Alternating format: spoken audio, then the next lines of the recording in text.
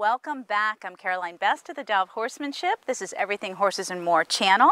And this is my 2.5-year-old Blue. So wasn't that exciting to watch Blue handle a new experience? A loud one, a scary one. He didn't have me here. He did a little bit, but then I left and went to go talk to the driver, and he didn't have his other horses. And so this is his first experience handling that level of noise and stimulation. Good boy, I just need you not to get in front of the camera. And it's a perfect example of how you can take an overreactive, spooky horse and settle them immediately. Now granted, for those of you that don't know me in Blue, I've done very little work with him. He's only 2.5. So I've had him since he was 8 months old, and he understands how to be led, he understands many things, but I have not done any intense training with him, nor would I at his age. But I've done enough, I've given him enough education with consistency in the way we handle, so forth and so on. So and relationships. So he knows a few things, like how to come here, how to be led, how to back up. And most of all, my relationship with him is very strong. Come here, Bibbs. So as I always say, a busy mouth is a busy mind. Busy feet are a busy mind. So let's see if we just can't get him to re-regulate even more. And I'm going to talk about that in this video. So this video is all about your spooky horse explained, how to turn your spooky into thinking calm and safe. And Blue could be a lot safer, don't get me wrong. He's still pretty unpredictable because of his age, his maturity level, and he just hasn't had a lot of consistent development, nor should he at this age. I want him to be a young horse. I really do. It's really important. But he has to know enough to be pretty safe. All your young horses do. Good boy. But what I mean by consistent education is I'm certainly not riding him. There's no way he's near ready to be under saddle, mentally or physically. If I wanted to break his spirit, maybe. And if I wanted to damage his growth, perhaps. But no, that's not how we work here. And then we have his maturity level, which is different than his age. And so he's an extremely intelligent horse. Perfect for trick training, picks up, doesn't forget a thing, very curious, very playful, but he's very immature. He's what I call a late bloomer. And how do I know that? Because of his play drive. That's pretty much the number one, his play drive. And that's part of his maturity level. He will never outgrow his play drive, nor will I beat it out of him or break his spirit. I want him to always have a play drive. But as he gets older and we work more and more together, he'll understand when it's appropriate with me and when it's not. What he does in his own time is up to him. So that play drive is pretty much the number one factor to determining the maturity level in your horse. And it's mostly found in geldings, the males. You won't see a high play drive in your most of your females, except for Lovey, my other thoroughbred. She's an exception. There's always exceptions to the rule. So what is a spooky horse? We talk a lot about this type of behavior and brain chemistry or nervous system in a lot of our other videos. And I've had some of my students have been asking me, Caroline, can you dive in a little bit deeper?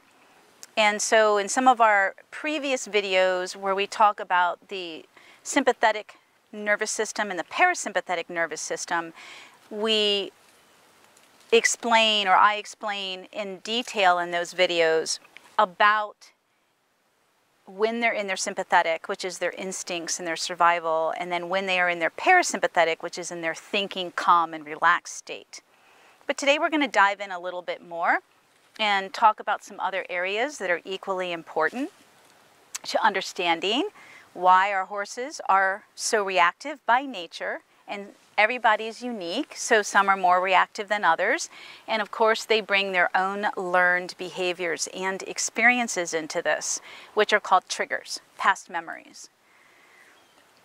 Keep in mind that this video is a snippet of the full length that you can find in my Everything Horses and More video library. So, do you have a spooky or reactive horse? Improving your understanding of the inbuilt instincts for survival in your horse, combined with learning how to rewire your horse's nervous system, will not only improve your training methods, it will help to reduce the instances of injury to you, to both of you. And it will help you create a happy, safe horse. As we all know, once the flight response is engaged, the escape path of a horse can offer unpredictable and often dangerous responses. This is a conscious decision because the special senses that horses have sent messages to the prefrontal cortex.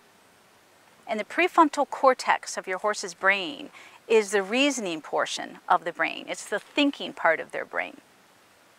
So these thoughts, sensations, and emotions use a much faster neurological pathway to alert the horse to move out of the way quickly without first analyzing the extent of danger. And that's the problem. They're not analyzing it. They're not using their brain to think. That's why we get in trouble. Instead, the instincts just take over like that. I think most of us understand that about horses. I think the big question here in this video today is, how do we turn the instinct into thinking? How do we rewire them? And part of that process, we are going to be re-regulating the nervous system. And that's where we turn the sympathetic state of instincts and survival mode into the parasympathetic, where the horse is calm. So a horse isn't going to be able to think if they don't calm down.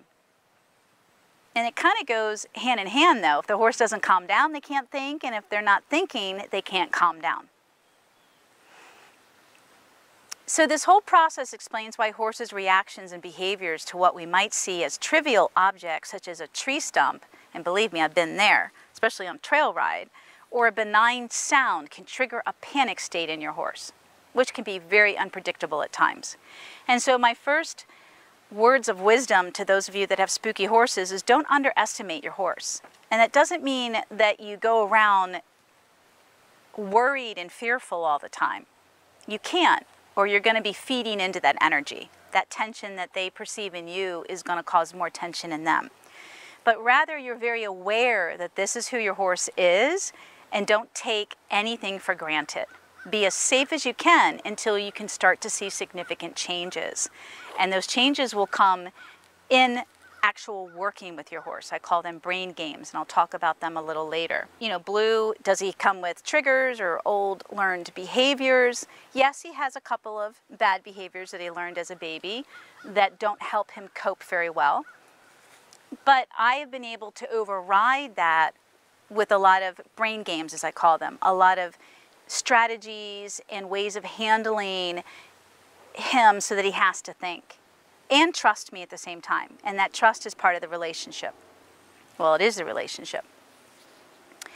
So we're going to talk a little bit about, we're going to talk a lot about the biological psychology and behavior, our science-based evidence, which is all about your nervous system and the way it works.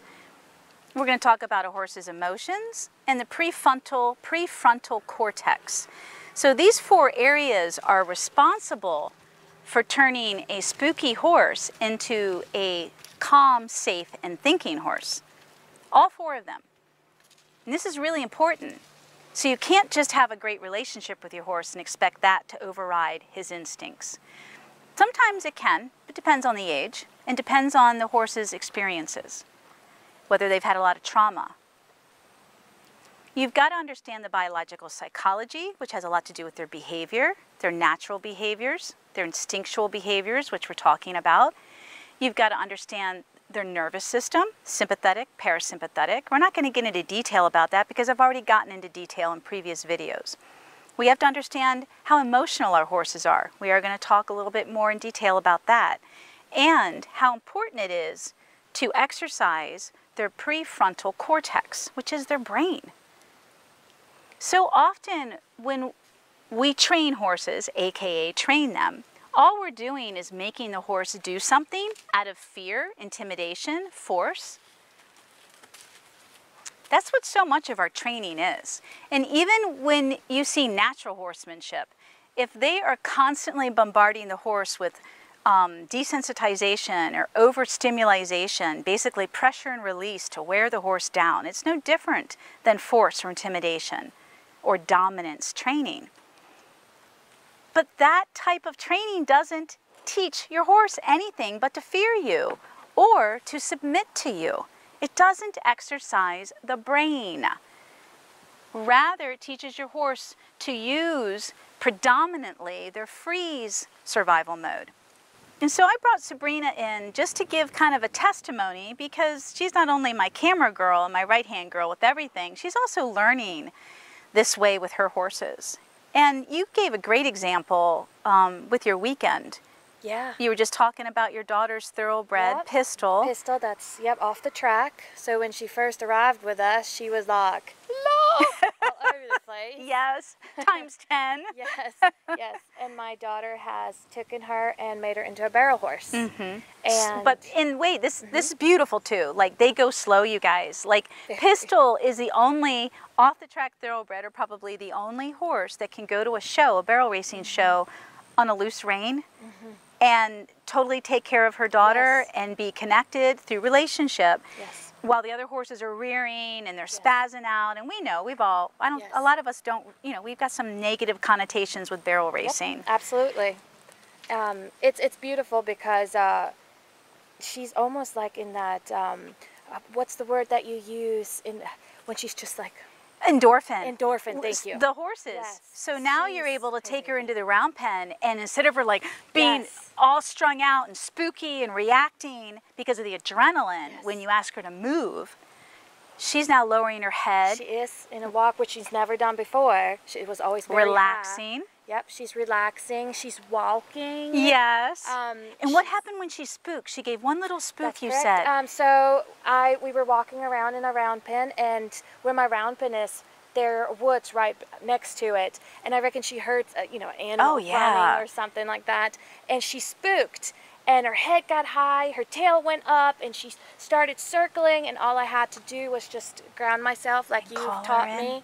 I put it in my hand, and I was just like, come, and she stopped, she looked, and then she lowered her head and she walked up towards me, and she was with me the whole time. So this is so cool, because Sabrina has become this horse, all of her horses, safe place. Yes. I'm Blue's safe place.